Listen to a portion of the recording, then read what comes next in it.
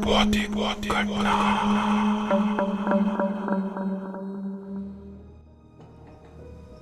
ये बात 2012 की है और ये आज भी मेरे दिलो दिमाग में ऐसे ताज़ा है जैसे वो कल ही की बात हो। मैं उत्तर प्रदेश के एक छोटे से गांव नैनपुर का रहने वाला हूँ। उस समय हमारा गांव चारों तरफ से हरियाली से घिरा हुआ था। खेत, तालाब और दूर दूर तक फैली सरसों की पीली चमक एक अलग ही दुनिया का अनुभव कराती थी। मगर गांव का एक हिस्सा ऐसा भी था जिसके बारे में लोग अक्सर चुप रहना पसंद करते थे, और वो था गांव के दक्षिणी छोर पर मौजूद एक पुराना पीपल का पेड़ जिसे वहां के लोग भूतिया पेड़ कहते थे। हम बचपन से ही ये सुनते आ रहे थे कि सूरज ढलने के बाद उस पेड़ के पास नहीं जाना, क्योंकि गांव में इस पीपल के पेड़ के बारे में कई कहानियां मशहूर थी। बड़े बुजुर्ग बताते थे कि ये पेड़ सैकड़ों साल पुराना है, इसे गांव के पूर्वजों ने लगाया था। लेकिन समय के साथ इस पेड़ के नीचे कुछ ऐसी घटनाएं हुई जिसने इस पेड़ को गांव वालों के लिए मनहूस बना दिया। कई लोग ये दावा करते थे कि उन्होंने वहां कुछ देखा या महसूस किया है। किसी ने अजीब सी परछाई देखी थी तो किसी ने ठंडी हवा का झोंका महसूस किया था। गांव की औरतें ये कहती थी कि रात के वक्त उस पेड़ की शाखाएं ऐसे हिलती हैं जैसे कोई पेड़ पर चढ़कर उन्हें हिला रहा हो। और ठीक उसी पेड़ के वजह से मेरी बुआ को भी कुछ हो गया था। मेरी बुआ कमला का स्वभाव बेहद सरल और प्यार भरा था। उनके 2 छोटे बच्चे थे और उनका परिवार खेती से जुड़ा था। कमला बुआ भी खेतों में बहुत मेहनत करती थी। पर उस दिन कुछ अजीब हुआ। अगस्त का महीना होने के वजह से बारिश का मौसम अभी खत्म नहीं हुआ था, इसलिए खेतों में काम का दबाव पहले से बहुत ज्यादा था। कमला बुआ दोपहर का खाना खाने के बाद शाम तक खेतों में काम कर रही थी, पर उस शाम उन्हें थोड़ा ज्यादा देर हो गया।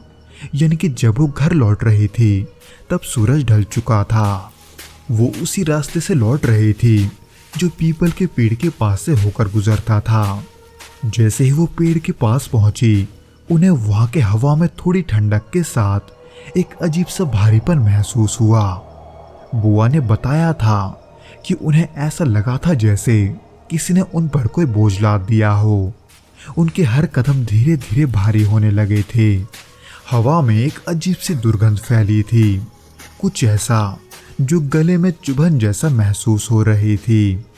और उसी दौरान अचानक उन्हें लगा कि उन्हें किसी ने पीछे से उनके नाम से पुकारा है। आवाज इस तरह से धीमी थी जैसे वो बहुत दूर से आ रही हो। पर बुआ ने जब पीछे पलटकर देखा तो वहां कोई नहीं था। इसीलिए इन सब से घबराकर मेरी बुआ घर की ओर तेजी से बढ़ने लगी। हालांकि इसके 1-2 दिनों तक सब कुछ ठीक था, पर अचानक से कुछ दिनों के बाद कमला बुआ के व्यवहार में बदलाव साफ नजर आने लगा था। पहले जो हमेशा मुस्कुराते हुए हर किसी से बात करती थी, वो अचानक चुपचाप और अकेली सी रहने लगी थी। उनके चेहरे पर एक अजीब सी उदासी छा गई थी। उन्होंने घर का काम भी करना कम कर दिया था। जब कोई उनसे बात करता तो उनकी आवाज में उन्हें किसी भी तरह का भाव नजर नहीं आता था। एक रात जब सभी सो रहे थे, मेरी माँ को अचानक बुआ के कमरे से कुछ अजीब आवाजें सुनाई दी। वो कराहने जैसी आवाज थी जैसे कोई दर्द में हो। इसलिए माँ तुरंत उठकर उनके कमरे की ओर भागी, पर कमरे का दरवाजा अंदर से बंद था और दरवाजा खटखटाने पर भी कोई जवाब नहीं मिल रहा था। माँ ने जोर जोर से कई बार आवाज लगाई, लेकिन उन्हें कोई जवाब नहीं मिला। जबकि अंदर से हल्की हंसी की आवाज आ रही थी, पर यह हंसी कमला बुआ की नहीं लग रही थी। ये हंसी किसी और की थी, बहुत गहरी और भयानक। जब माँ ने ये बात पिताजी को बताया, तब उन्होंने मिलकर उस दरवाजे को तोड़ दिया। जब वो कमरे के अंदर पहुंचे, तब कमरे के अंदर का नजारा रोंगटे खड़े कर देने वाला था। कमला बुआ जमीन पर बैठी थी और उनकी आंखें वो छत की ओर देख रही थी और वो एक अजीब भाषा में कुछ बड़बड़ा रही थी। उनकी आवाज़ भी पहले की तुलना में बहुत भारी हो चुकी थी।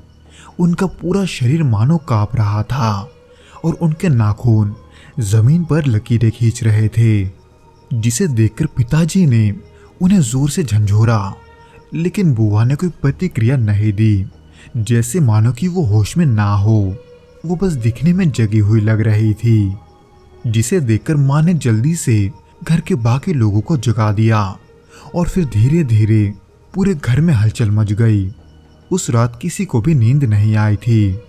बुआ को किसी तरह से उनके बिस्तर पर लिटाया गया, लेकिन वो पूरी रात अजीब अजीब हरकतें कर रही थी।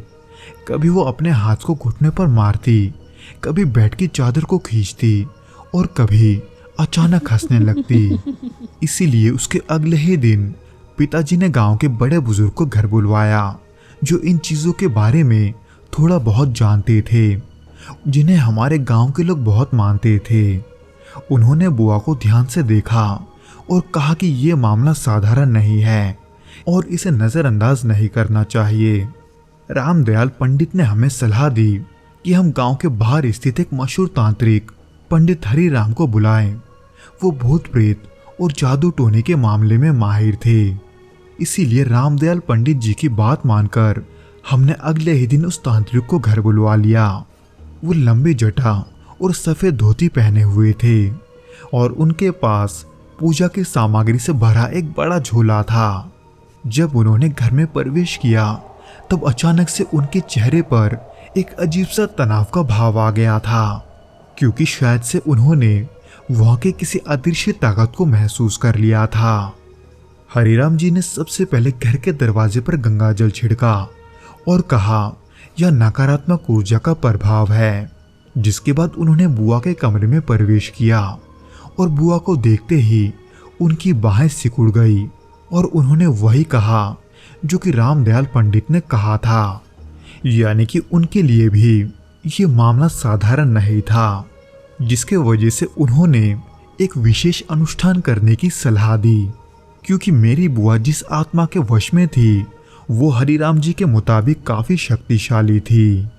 वो अनुष्ठान रात के समय किया जाना था, क्योंकि हरिराम जी का ये मानना था कि उस समय नकारात्मक शक्तियाँ सबसे कमज़ोर होती है। उन्होंने पूरे कमरे को साफ करने के लिए गंगा जल और गोमूत्र का छिड़काव किया। उन्होंने पूजा के लिए धूप, नींबू, काले तिल और लाल कपड़े की मांग की और फिर रात के करीब 10 बजे वो अनुष्ठान शुरू हुआ। हरिराम जी ने बुआ को कमरे के बीचों बीच जमीन पर बिठा दिया। उन्होंने चारों तरफ हल्दी और सिंदूर से एक घेरा बनाया और उसमें काले तिल बिखेर दिए। इसके बाद उन्होंने एक बड़ा दिया जलाया जो सरसों तेल से भरा हुआ था। फिर जाकर पूजा के दौरान उन्होंने मंत्रोच्चारण करना शुरू किया। हालांकि शुरुआत में इसका कुछ खास असर तो नहीं दिखा, लेकिन धीरे धीरे बुआ के चेहरे पर दर्द और गुस्सा साफ नजर आने लगा था। जैसे मंत्रोच्चारण तेज हुआ, बुआ ने चिल्लाना शुरू कर दिया। उनकी आवाज़ पहले से ज़्यादा भयानक हो चुकी थी। उन्होंने ज़ोर ज़ोर से चिल्लाते हुए कहा, मुझे यहाँ से मत भगाओ, ये मेरा स्थान है। पर हरिराम जी ने उन सब बातों पर बिल्कुल भी ध्यान नहीं दिया, बल्कि उन्होंने एक तांबे का कटोरा निकाला जिसमें जलती हुई कपूर और लाल मिर्च रखी गई।